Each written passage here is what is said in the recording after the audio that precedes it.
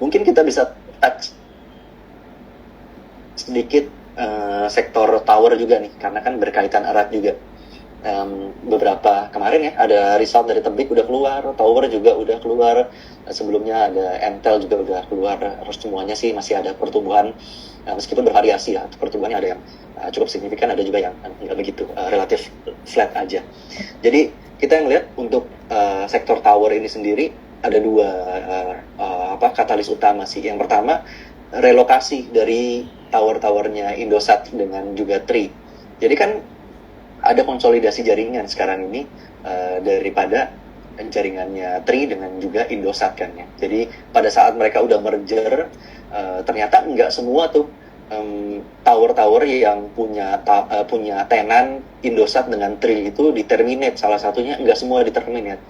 Jadi ada beberapa, bahkan sebagian besar direlokasi gitu, direlokasi ke lokasi yang baru, sehingga penurunan kemarin jumlah tenan dari sarana menara kemarin ya, itu nggak begitu signifikan. Penurunannya itu akibat dari konsolidasi jaringan Indosat dan Tri itu nggak begitu signifikan, bahkan sebagian masih bisa terselamatkan dengan strategi relokasi ini, Bapak Ibu. Jadi nggak semua di-terminate, bahkan sebagian besar direlokasi ke lokasi yang baru. Nah ini yang membuat kita cukup optimis bahwa masih akan ada peluang pertumbuhan yang sustainable di revenue-nya para penyedia jasa layanan tower ini. Kemudian kolokasi ini juga menjadi salah satu kenapa kita pilih Mitratel sebagai pilihan utamanya. Nanti kita nggak memungkiri kan ya, pelanggan utama dari Mitratel itu kan masih dari Telkomsel. Makanya dia punya tenancy rasio itu yang paling rendah, hanya sekitar 1,4, 1,5 dibandingkan dengan TOWR yang 1,8, 1,9, Tebik juga sekitar 1,8, 1,9. Jadi ya, tapi ke depannya rasio tenancy yang rendah ini akan menurut kita nowhere but up gitu ya, karena akan tertular strategi kolokasi yang nantinya akan dilakukan oleh XL dan Indosat juga. Semata-mata juga karena kita lihat asetnya Mitratel ini kan kebanyakan adanya di luar Jawa. Hampir 60% itu adanya di luar Jawa, sehingga nantinya seiring dengan kita udah lihat kan ya, pertumbuhan ekonomi di luar Jawa, terutama di Sulawesi ya, setelah adanya hilirisasi dari nikel dan juga bahan tambang yang lain, itu pertumbuhan ekonomi di sana melonjak, dan juga booming harga komoditas di Sumatera dan Kalimantan membuat pertumbuhan ekonomi di sana itu juga bisa lebih tinggi daripada di Jawa juga. Jadi harapannya kalau misalnya masyarakat di sana di luar Jawa udah bisa mengkonsumsi data dengan lebih tinggi lagi pertumbuhannya, tentu kayaknya nggak ada pilihan nih selain XL, Indosat, mungkin juga Frame nantinya untuk bisa kolokasi dengan tower-towernya Telkomsel yang ada di bawah koordinasi dari Mitratel nanti. Jadi ini yang membuat kita cukup optimis bahwa rasio tenansinya di Mitratel masih akan bisa meningkat. Anyway, yang lain juga masih cukup bagus juga. Ada proyeksi tenansi rasio juga bisa meningkat juga seiring dengan semakin agresifnya para operator telco ini kan sekarang udah mendivestasi dari masing-masing towernya. Kita ngeliat bottom line-nya XL sama Indosat itu banyak ketolong dari divestasi aset menara kan ya. Divestasi aset menara, tapi net-netnya sebenarnya dipakai untuk dijual. Jadi profit daripada penjualan itu nggak semuanya diterima sebagai cash, tapi tetap dibukukan di untuk menambah, kemudian disewa kembali.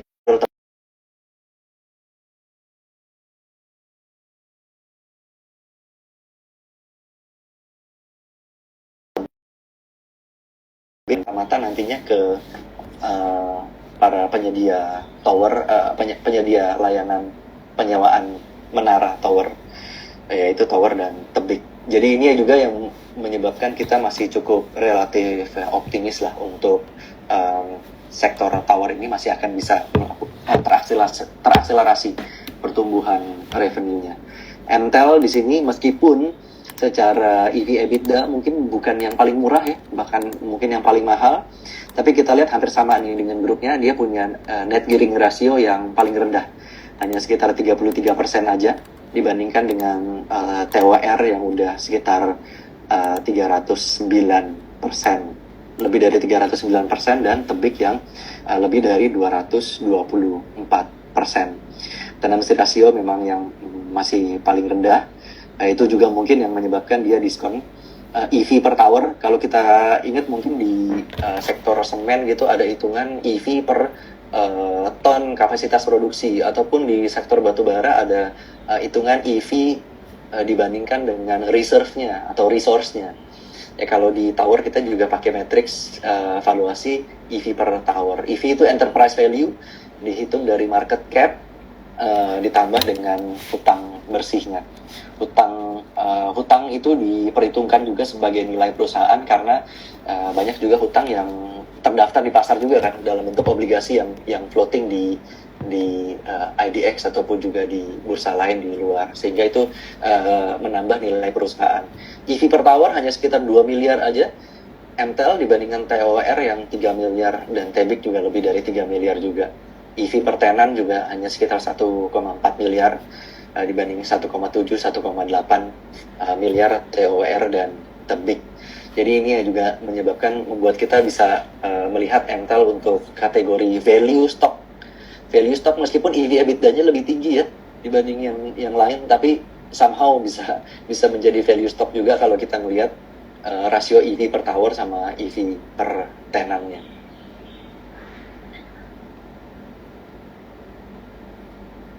Itu sih dari saya. Mungkin kalau misalnya kita bisa lanjut ya cerita ke tanya jawab. Oke, thank you banget nih Robert untuk very impressive dan lumayan singkat ya, tapi lumayan jelas dan kita langsung dapat sari-sarinya gitu loh. Teman-teman kalau misalnya mau nanya boleh langsung raise hand atau juga bisa lewat kolom chat. Ini ada beberapa pertanyaan yang memang udah muncul di kolom chat ya. Pengaruh nggak sih saham kita di cap turun 7% sehari, makanya IHSG nggak ikut-ikutan turun. Jadi mungkin ya mungkin karena ini ya transaksinya menurun kali ya, gitu maksudnya kali ya. Pengaruh gak sih harusnya? Transaksi kita emang turunnya lumayan sih. Iya. Oke, ini mungkin ini pertanyaan yang lebih relate ini ya. Investasi Telkom di Gotoh ini bagaimana? Ada pengaruh ke dividen nggak? Oke, jadi mungkin banyak juga yang mengkhawatirkan gitu ya, kalau misalnya rugi investasi Telkom di Gotoh itu akan bisa menurunkan ekspektasi pembayaran dividen. Tapi sebenarnya enggak juga, karena investasi di Gotoh itu kan sifatnya strategik dan enggak untuk direalisasikan. Jadi penghitungan untung ruginya, by the way tahun ini udah untung gitu kan, karena closing harga akhir tahun lalu kan 91, sekarang udah 100-an, jadinya mungkin nanti di kuartal 1 ada pembukuan keuntungan. Jadi kalau misalnya tahun lalu ada pembukuan kerugian, itu semata-mata masih unrealized, jadi tidak direalisasi dan sepertinya juga tidak akan direalisasi gitu. Jadi itu pembagian dividen nantinya akan dihitung dari laba intinya. Laba inti itu kan ya laba bersih, mengeksklud sama sekali dari kerugian nilai investasi ataupun kerugian-kerugian yang lainnya, ataupun keuntungan yang lainnya juga, karena ada juga keuntungan yang lainnya juga yang sebenarnya nggak begitu berhubungan dengan kegiatan usaha utamanya ataupun operating profitnya. Jadi nanti pembagian dividen itu akan dihitung dari core profit dan juga operating profit, dan sudah dikasih ancang-ancang tuh dari manajemen bahwa kemungkinan bisa lebih tinggi dari tahun yang sebelumnya. Itu semata-mata juga yang membuat kita lebih cukup optimis sih, karena kan net gearingnya juga lebih rendah ya. Jadi ada room itu untuk bisa bagi dividen, dan ya karena masih cash rich juga. Ya bayangin aja Telkomsel sama grupnya Telkom ini kan mungkin balance sheet yang paling gede lah di IDX sekarang ini, di bawahnya sektor perbankan sama Astra gitu. Jadi mungkin sekarang balance sheet yang paling gede, nilai aset paling gede itu perbankan, Astra, baru bawahnya Telkom. Dengan market cap sekitar 400 triliun, ya udah pasti ini perusahaan yang raksasa yang kita nggak bisa memalingkan gitu ya pandangan bahwa nanti kalau misalnya market udah ekspektasinya bakal improving. Misalnya nanti benar-benar The Fed mau turunin suku bunga dan juga Bank Indonesia juga bisa ikutan turunin suku bunga. Ini kemungkinan ya bersama dengan Astra dan juga banking, kemungkinan yang akan bisa lebih dulu lari ya dibandingkan dengan yang lain. Tapi itu ya mungkin untuk jangka panjang, tapi sementara ini kita masih expect volatility. Ya kita sabar-sabar aja tunggu. Tapi kalau misalnya mau masuk secara bertahap ya mungkin ini sekarang waktunya, karena kalau misalnya kita yakin akan adanya penurunan suku bunga nanti ke depannya, seperti itu cerita. Oke. Kemudian nih juga ada pertanyaan mengenai berapa sih target price-nya untuk MTEL? Nah, kita kemungkinan baru mau inisiasi untuk yang sektor menara itu. Tadi udah ada hitung-hitungannya, perbandingan peers satu dengan yang lain itu ancang-ancang nih. Jadi kita mau inisiasi itu mungkin di pekan depan lah, atau dalam waktu dekat kita bisa inisiasi. Tapi karena kita udah siapin ratingnya itu kemungkinan overweight, jadi kemungkinan ekspektasi returnnya di luar dividen ya. Kalau overweight rating dari kita itu sekitar ya 10-20% lah potensi return di luar dari dividen. Kalau tadi ngomongin dividen Telkom, kalau mengenai potensi dari dividennya MTEL sendiri gimana ya, Robert? Nah itu juga MTEL menjadi salah satu ini juga nih yang bisa lebih menarik juga.